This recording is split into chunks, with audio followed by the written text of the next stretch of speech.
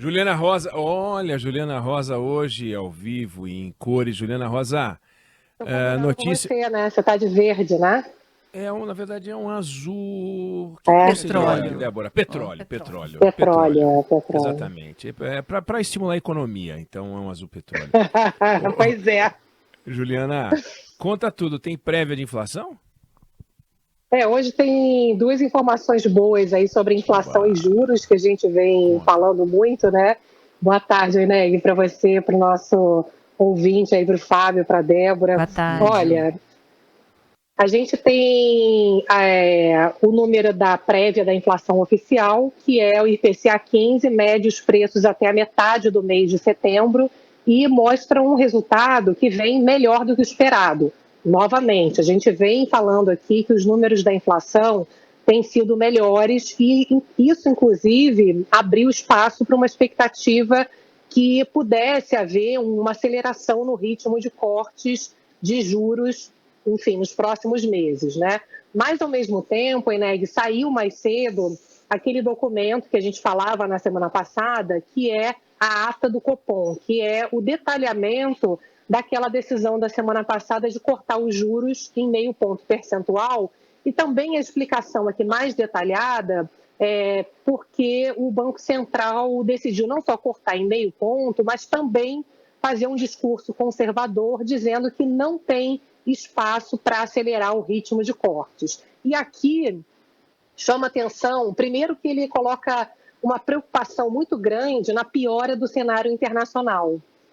Aqui ele fala de Estados Unidos e China, principalmente. Estados Unidos estão avisando, a semana passada avisaram que vão subir os juros mais um pouco para poder puxar a inflação mais para baixo, e isso, então, tem valorizado o dólar.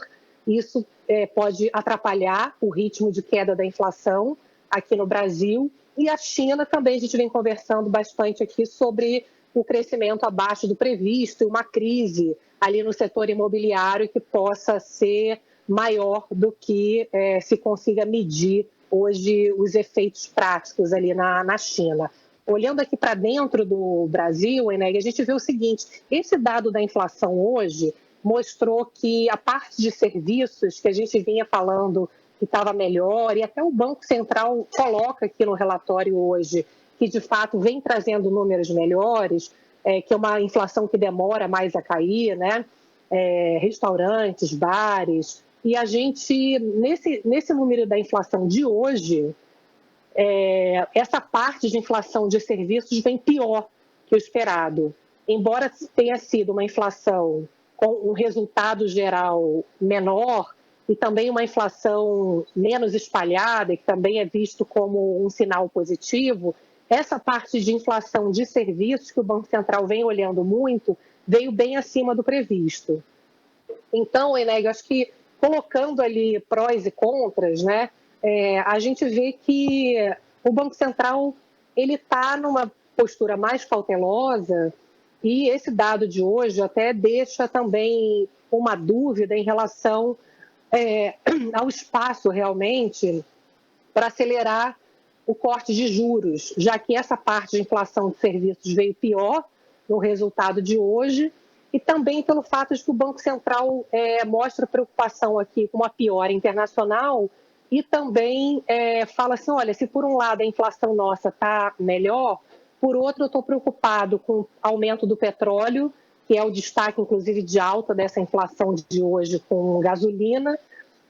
O que está ajudando é a parte de alimentos, que novamente vem com deflação, mas o Banco Central fala também, olha, que você vê que tem sempre o mais, né? Isso está bom, mais, isso aqui está ok, mais, né? É um Banco Central que vai ponderando, que parece mais preocupado, e essa parte de alimento ele até pondera, falando assim, olha, vai ter um evento climático, aquele El Niño, e a gente está colocando nas projeções só uma parte do que pode atrapalhar ali a oferta agrícola. Se for pior do que a gente está prevendo, temos também um risco na parte climática, que possa afetar a queda dos preços dos alimentos. E para completar aquela dúvida fiscal, né, que aparece aqui de novo, a questão da discussão do equilíbrio das contas públicas como um risco também no radar.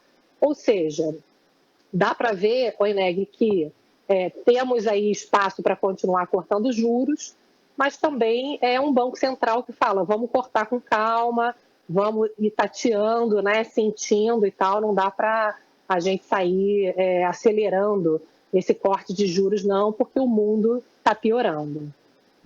Agora, é interessante porque, pelo que você acaba de falar, tem um lado aí das críticas do Banco Central que podem ter sido exageradas, então. As críticas ao Banco Central que podem ter sido exageradas, porque parece, pelo que você diz, até pelo cenário que você pintou e os cuidados que a gente vê de fora, que o Banco Central pode ter adotado uma prudência não exagerada, como alguns disseram, muitos disseram, para não dizer a maioria, né? Pois é, a postura dos bancos centrais normalmente são de cautela, né? É claro que os cenários podem não ser tão ruins, a gente pode ter surpresas positivas, mas o papel do Banco Central é sempre ser o chato, né? Ser o mais conservador. Mas, como você está trazendo, Eneg, a gente, de fato, está vivendo esse pós-pandemia com o mundo todo meio perdido ainda, né?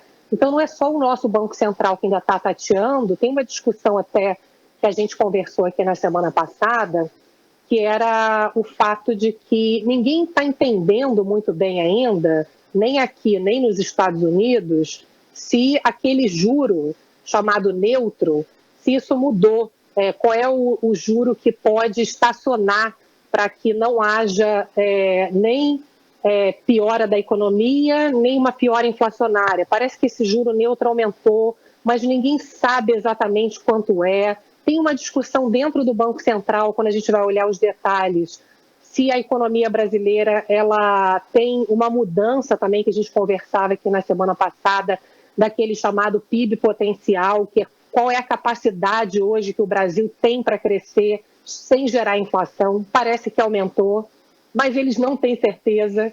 Então, a gente, de fato, está ainda num processo de mudanças nesse pós-pandemia, onde não está muito claro o que ainda é resquício dessa mudança de peças, né, no tabuleiro por conta da pandemia, o que veio para ficar, o que vai voltar para o lugar. Então, acho que faz sentido, viu, Enéia? Essa cautela, assim, você tem espaço para continuar cortando juros, isso é bom, nosso juro está muito alto, mas talvez não tenha espaço para cair tanto quanto se poderia imaginar. É isso aí. Vamos acompanhar a Juliana Rosa Economia com você. A gente volta a falar amanhã. Valeu, obrigado. Um beijão. Seguimos na esperança aí de verde. Boa, valeu, Ju. Agora 12h51.